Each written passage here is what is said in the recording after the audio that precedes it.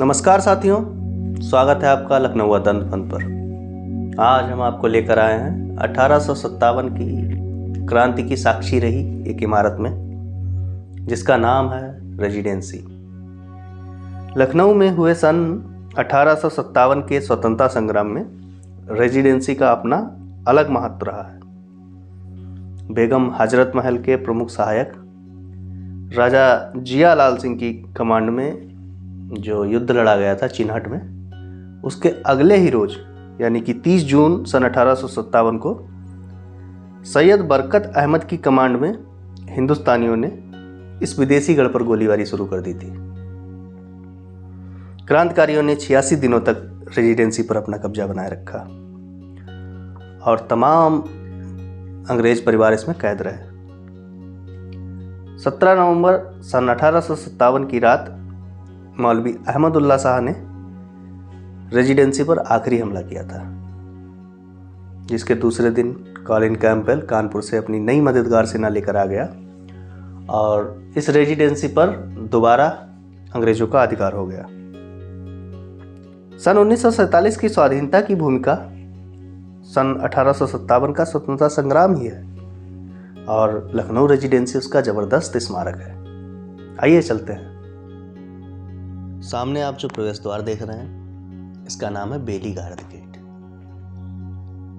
19वीं सदी के प्रारंभ में ही कर्नल बेली के सम्मान में सादत अली खान ने रेजिडेंसी के दक्षिण पूर्व में एक गार्ड ऑफ ऑनर स्थापित किया था और तब से ही रेजिडेंसी का ये मुख्य प्रवेश द्वार जो है, ये बेली गार्ड गेट कहा जाने लगा। बेली गार्ड मतलब गार्ड का ही अपभ्रंश गार्ड कह सकते हैं, जिसको जैसे हम लोग नाम बिगाड़ लेते हैं हिंदी में। कहते हैं कि जब गदर हुआ था 1857 का, उस समय इसकी रक्षा की जिम्मेदारी लेफ्टिनेंट एटकिन की थी और 13वीं नेटिव इन्फेंट्री इनके पास थी। घेराबंदी के दौरान इस गेट के अंदर मिट्टी भरकर बंद किया गया था और बाईं ओर 18 पाउंडर तोप तैनात थी, किंतु क्रांतिकारियों के हमलों से यह बुरी तरह क्षतिग्रस्त हुआ और इसके सामने लेफ्टिनेंट अलेक्जेंडर गोले का शिकार होकर मृत्यु को भी प्राप्त हुआ। हालांकि ये आज जर्जर अवस्था में है, लेकिन इसका जीर्णोद्धार चल रहा है। गेट से आगे बढ़ने पर आपको मिलेगा बाएं हाथ पर लगा हुआ यहाँ का मैप, और मेरा मशवरा है आपसे कि अगर आप यहाँ टहलने आते हैं तो इस मैप का फोटो ज़रूर ले लें, क्योंकि अंदर कई ऐसी जगह हैं जो क्षतिग्रस्त हो चुकी हैं। अगर आप फोटो ले लेंगे तो आपको टहलने में थोड़ी सहूलियत रहेगी। इस गेट से जब आगे बढ़ेंगे तो दाएं हाथ पर पड़ेगा एटकिन की पोस्ट। एटकिन वही है जिसने गेट को संभालने की जिम्मेदारी ली थी, और आप देखें अगर ध्यान से तो एटकिन की पोस्ट के पीछे एक और स्मारक दिख रहा है। वो यहाँ के देसी अधिकारियों और सिपाहियों का स्मारक था। सामने जो देख रहे हैं ये समर्थित देसी अधिकारियों और सिपाहियों का स्मारक है। रेजिडेंसी परिसर में बेगम कोठी, मस्जिद, इमामबाड़ा, सेंट मेरी चर्च, ओमनी का घर, गविन का घर, मार्टिनियर की पोस्ट, जर्मोन की पोस्ट जैसे कई सारे प्रसिद्ध इमारतें जो हैं स्थित हैं। ये सामने आप जो देख रहे हैं इमारत, ये है यहाँ का दावत खाना, और दावत खाने के पीछे की तरफ है अमरूद का बाग। जब हमने दावत खाने में प्रवेश किया तो हम वहाँ के नज़ारे देखकर दंग रह गए। वहाँ आज भी कुछ दावतें चल रही थी जो मैं आपको दिखाना नहीं चाहता। हालांकि मैं जानता हूँ मेरी ऑडियंस काफ़ी समझदार है और वो समझ गई होगी मैं किस दावत की बात कर रहा हूँ। अवध हुकूमत ने इस इमारत में ब्रिटिश रेजिडेंट का दावत खाना बनवाया था। यह 2 मंजिला भवन एक ज़माने में कीमती यूरोपियन फर्नीचर और चीन की सजावटी सामान से सजा रहता था। इसके मुख्य कक्ष में फव्वारे चलते हैं। इस बैंकेटिंग हॉल में बादशाह नसीरुद्दीन हैदर के समय प्रसिद्ध दावतें हुई। गदर के दिनों में इस बिल्डिंग को अस्पताल बना लिया गया था, जिसमें रेजिडेंसी के घायलों का उपचार होता था। 8 जुलाई के हमले से रेवरेंड मिस्टर पॉली हैम्पटन इस इमारत में बुरी तरह जख्मी हुए थे।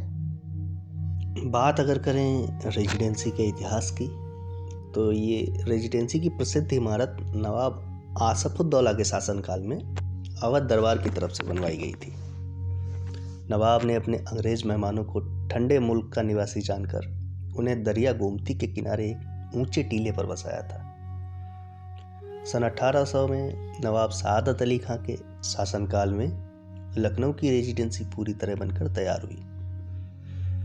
ईस्ट इंडिया कंपनी की तरफ से रियासत अवध में नियुक्त किए गए रेजिडेंट ब्रिटिश पदाधिकारी इस भवन में रहा करते थे और तभी इसे रेजिडेंसी कहा गया।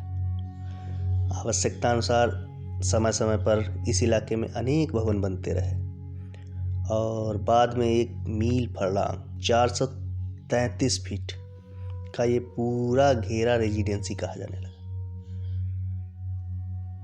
फिर ये विशेष रूप से यूरोपियन लोगों की बस्ती बन गई। यहाँ के मुख्य आवास में आसपी लकौड़ी ईंट सुर्ख चूने से बने हुए एक 2 मंजिले भव्य भवन में बड़े बड़े कमरे, खूबसूरत बरामदे और एक शानदार पोर्टिको शामिल थे। रेजिडेंसी के नीचे आज भी एक बड़ा आलीशान तहखाना बना हुआ मिलता है।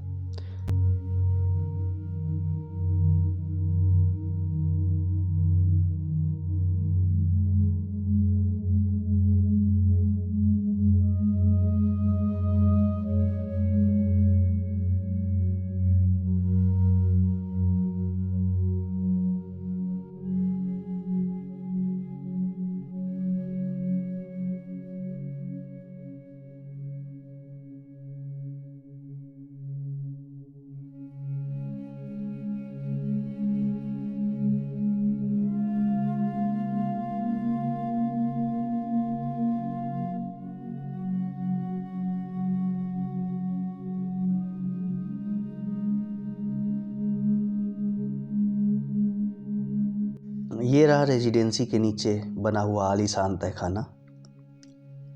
अवध के रेजिडेंट लखनऊ की गर्मियों में लू की लपटों से बचने के लिए इस ठंडे जमींदोज हाल में आराम फरमाया करते थे।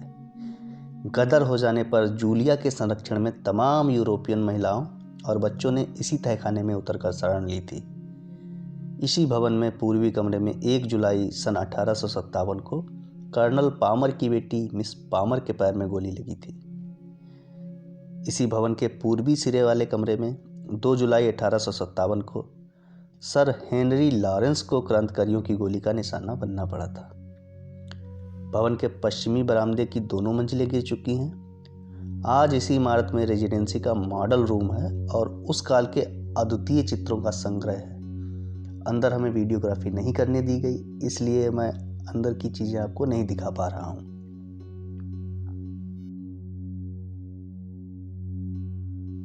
सन 1810 में रेजिडेंसी में गॉथिक शैली का सेंट मेरी गिरजाघर बनकर तैयार हुआ। गदर के दिनों में गिरजे को गल्ले का गोदाम बना दिया गया था। स्वतंत्रता संग्राम में मारे गए रेजिडेंसी के पहले अंग्रेज की कब्र इसी चर्च के साथ बनवाई गई थी। उसके बाद वो कब्रिस्तान बढ़ता ही चला गया और यहीं जंगे आज़ादी के नतीजे पर धीरे धीरे भेड़घर, कीलघर आदि के इलाके भी कब्रिस्तान बनते चले गए। रेजिडेंसी के घेरे में ही नवाब वाजिद अली शाह के भाई नवाब मुस्तफ़ा खां और नवाब सआदत अली खां के बेटे मिर्ज़ा मोहम्मद हसन खां का मज़ार भी है।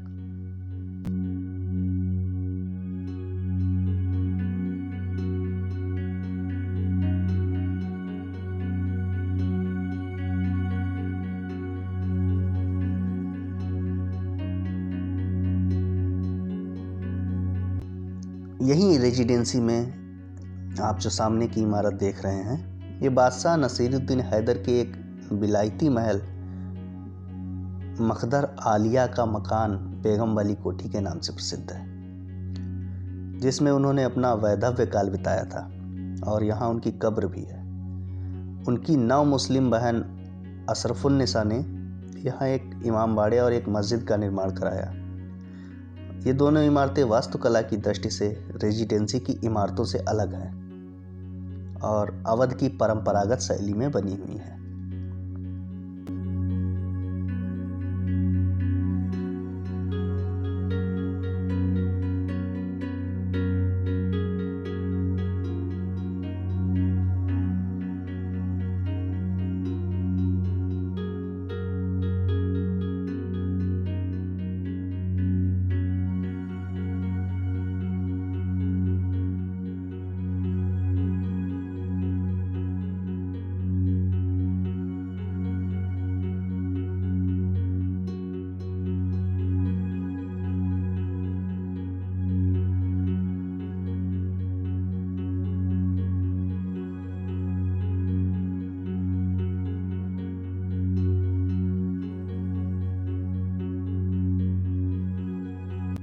नीची छत वाला यह मकान डॉक्टर फ्रेयरा साहब का निवास स्थान रहा है।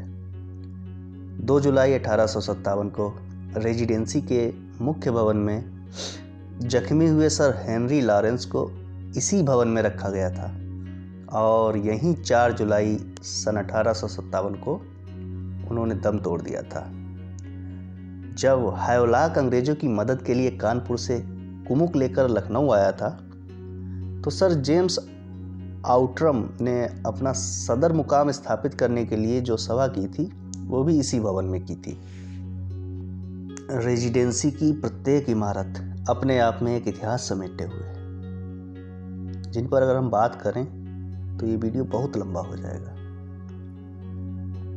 मैंने शुरुआत की है और मैं सोच रहा हूँ कि प्रत्येक इमारत पर एक अलग अलग वीडियो बनाया जाए, जिसमें उनका इतिहास, निर्माणकर्ता और तमाम उससे संबंधित बातों को बताऊंगा। तब तक के लिए दीजिए इजाज़त, मिलते हैं अगले वीडियो में। और अब तक अगर आपने हमारे चैनल को सब्सक्राइब नहीं किया है तो प्लीज़ सब्सक्राइब कर लें। धन्यवाद।